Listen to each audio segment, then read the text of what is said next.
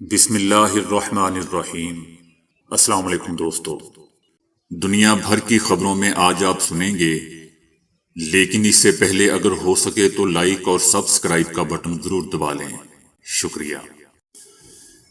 اسرائیلی فوج نے بتایا ہے کہ اس نے جمعے کے روز دوبارہ شروع کی گئی بمباری میں اب تک غزہ میں 400 جگہوں کو ہدف بنا کر بمباری کی ہے۔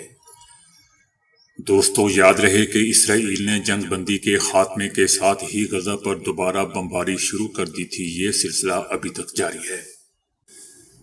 اسرائیل نے جنگ بندی کے بعد غزہ میں اپنی جنگ کے دوسرے مرحلے کو شروع کرنے کا اعلان پہلے سے کر رکھا تھا۔ دوسرے مرحلے کی اسرائیلی جنگ میں اسرائیلی فضائیہ فوج اور بحریہ تینوں کی مدد سے غزہ کو لوگوں کا نشانہ بنایا جا رہا ہے۔ اسرائیلی فوج کی طرف سے بتایا گیا ہے کہ صرف خان یونس کے علاقے میں اسرائیلی جیٹ طیاروں نے 50 جگہوں کو ہدف بنا کر بمباری کی ہے۔ یہ علاقے غزہ کے جنوبی حصے میں دوستو آتے ہیں۔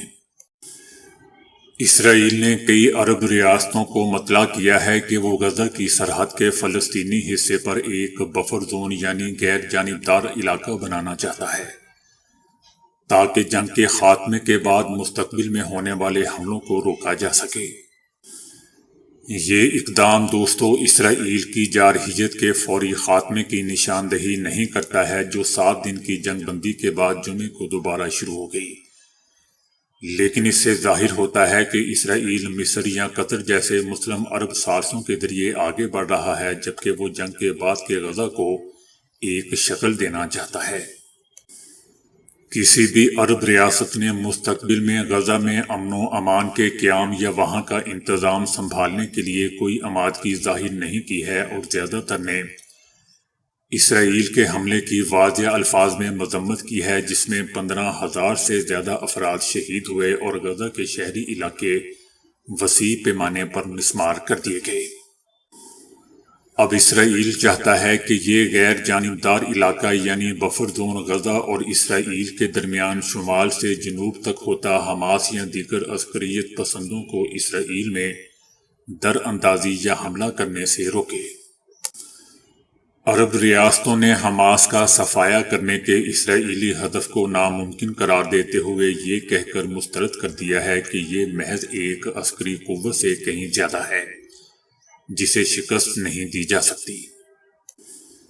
اسرائیل نے ماضی میں بھی تجویز دی تھی کہ وہ غزہ کے اندر بفر زون پر غور کر رہا ہے، لیکن ذرائع نے کہا ہے کہ اب وہ غزہ کے لیے اپنے مستقبل کے سیکیورٹی منصوبوں کے حصے کے طور پر انہیں عرب ریاستوں کے سامنے پیش کر رہا ہے۔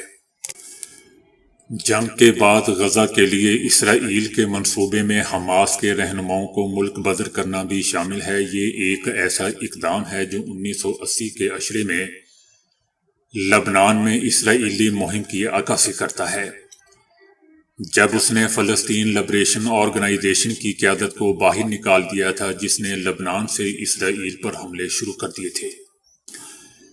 اسرائیل حماس کو غزہ سے مکمل طور پر خطے کے دیگر ممالک کی طرف نکال دینے اور بے دخل کرنے کی مہنگی قیمت ادا کرنے کے لیے بھی تیار ہے، جو اس نے لبنان میں کیا تھا، لیکن یہ معاملہ دوستو ویسا نہیں ہے۔ حماس سے نجات حاصل کرنا اسرائیل کے لیے بہت مشکل ہے۔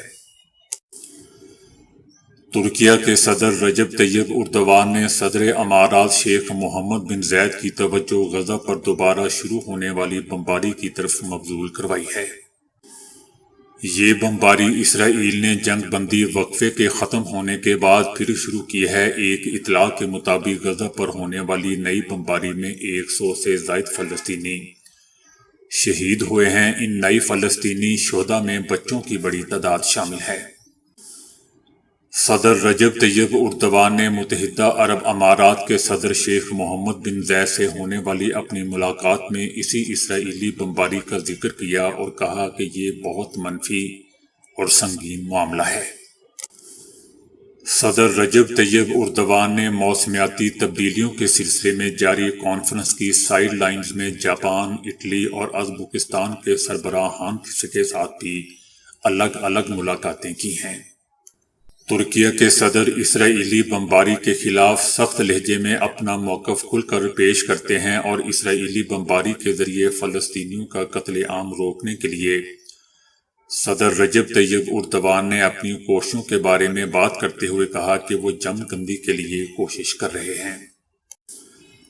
حماس کے عسکری ونگ عزیز الدین القسام برگیڈز نے کہا ہے کہ اس نے تل ابیب کو راکٹوں سے نشانہ بنایا ہے۔ ایک عینی شاہد نے بتایا کہ اسرائیل کی جانب راکٹ داغے گئے، اس کے بعد اسرائیلی علاقوں میں سائرن بجنے لگے۔ القسام برگیڈز کا کہنا ہے کہ اس نے شہریوں کے خلاف اسرائیلی قتل عام کے جواب میں تل ابیب پر راکٹوں کی بچھاڑ کی ہے۔ القسام نے بتایا کہ اس سے پہلے غزہ سٹی میں اسرائیلی افواج کے مراکز پر بھی بمباری کی گئی ہے۔ تحریک اسلامی جہاد کے عسکری ونگ القدس برگیڈ نے بھی اعلان کیا کہ اس کے جنگجو غزہ سٹی میں شدید جھڑپوں میں مصروف ہیں۔ القسام برگیڈز نے مزید کہا ہے کہ اس نے غزہ شہر کے شمال اور جنوب میں اسرائیلی فورسز کے ٹھکانوں کو درجنوں مارٹر گولوں سے بھی نشانہ بنایا۔ جنگجوؤں نے شمالی غزہ کی پٹی میں بیت خانون میں ایک عمارت کے اندر تعینات اسرائیلی فٹ فورس کو 4 اینٹی پرسنل اور اینٹی قلعہ بندی گولوں سے بھی نشانہ بنایا۔ القدس برگیڈز نے اعلان کیا کہ وہ غزہ کی پٹی میں کیسوفیم بستی پر راکٹ فائر کر رہی ہے۔ غزہ شہر کے النصر محلے میں ایک ہاسپٹل کے قریب اسرائیلی فوجیوں کے ساتھ شدید جھڑپیں ہو رہی ہیں۔ اسرائیل نے کہا ہے کہ حماس صرف طاقت کی زبان سمجھتی ہے اور اسرائیل جنگ کے اہداف کے حصول تک اس پر حملے جاری رکھے گا۔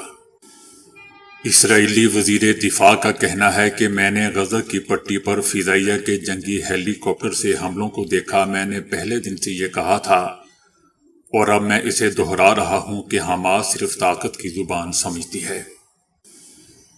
اسرائیلی فوج نے غزہ کی پٹی کا ایک نقشہ شائع کیا ہے جس میں مختلف مقامات کی وضاحت کی گئی ہے۔ صہیونی فوج نے خان یونس کے مشرق میں واقع علاقوں کو ایک خطرناک جنگی علاقہ قرار دیا ہے اور کہا ہے کہ پٹی کے لوگوں کو بعد میں انخلا کے لیے کہا جائے گا۔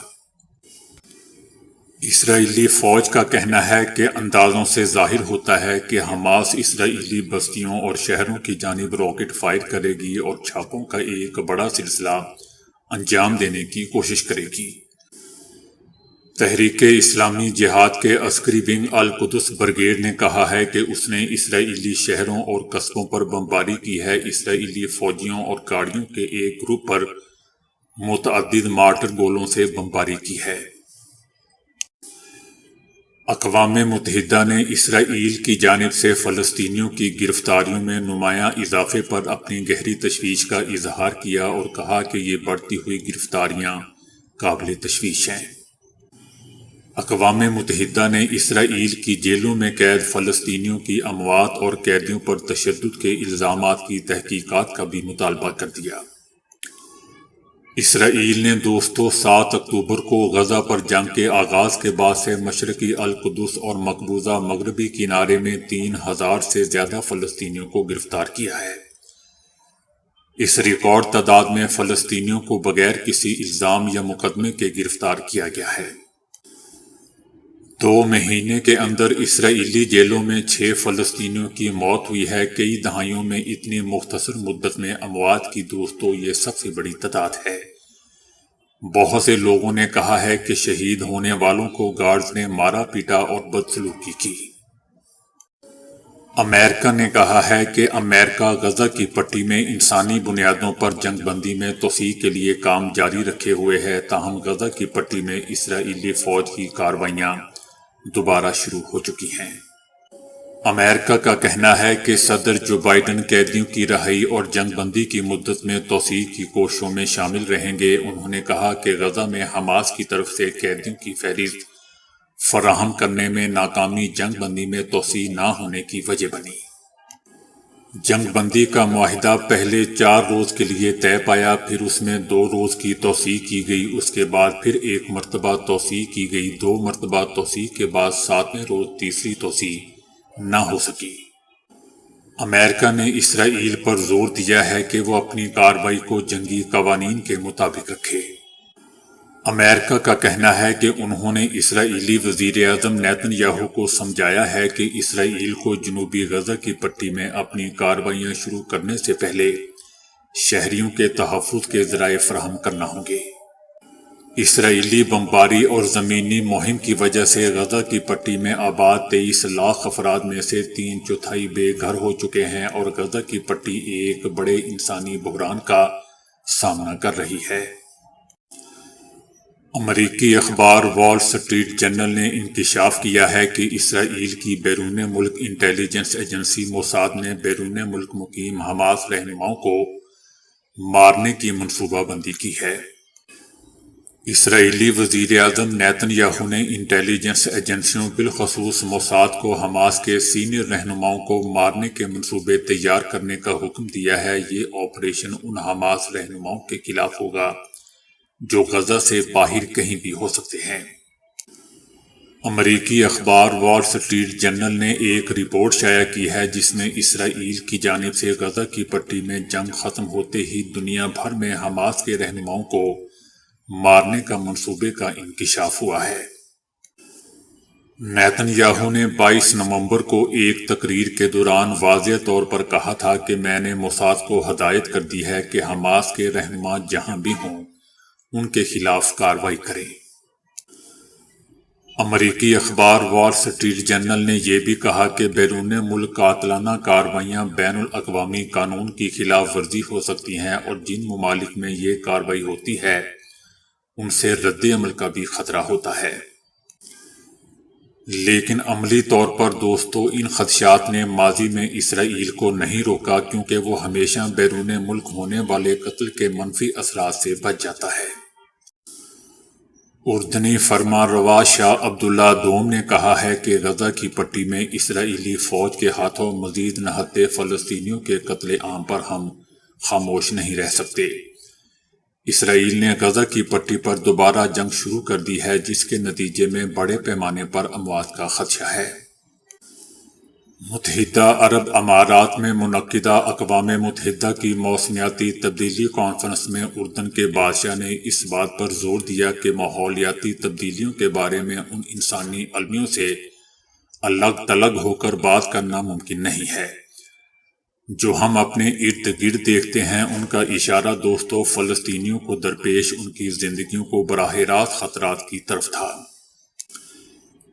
انہوں نے نشاندہی کی کہ غزہ کی آبادی صاف پانی اور کم سے کم خوراک پر زندگی بسر کر رہی ہے اور موسمیاتی خطرات کی وجہ سے پٹی پر جنگ کے سانحات کی ہولناکی بڑھ جاتی ہے۔ ایرانی سپریم لیڈر خامنائی نے کہا ہے کہ مسئلہ فلسطین اپنے حل کی طرف بڑھ رہا ہے، یعنی فلسطین کی تمام سرزمین پر اہل فلسطین کی خود مختاری ہے۔ ہم نے اس حوالے سے اپنا منصوبہ پیش کر دیا ہے اور وہ منصوبہ اہل فلسطین کے لیے ریفرنڈم کا انعقاد ہے۔ انہوں نے کہا کہ اس منصوبے کو حکومت اسلامی کی اس دیرینہ پالیسی سے منطبق کیا ہے جس کی روح سے اسرائیل کو بہرحال صفحہ ہستی سے محو ہو جانا ہے۔ ایران کا جو سرکاری موقف ہے وہ قابضین کی طرف سے سرزمین فلسطین پر ناجائز قبضے سے متعلق ہے، نہ کہ کسی خاص مذہب اور مکتب کے بارے میں۔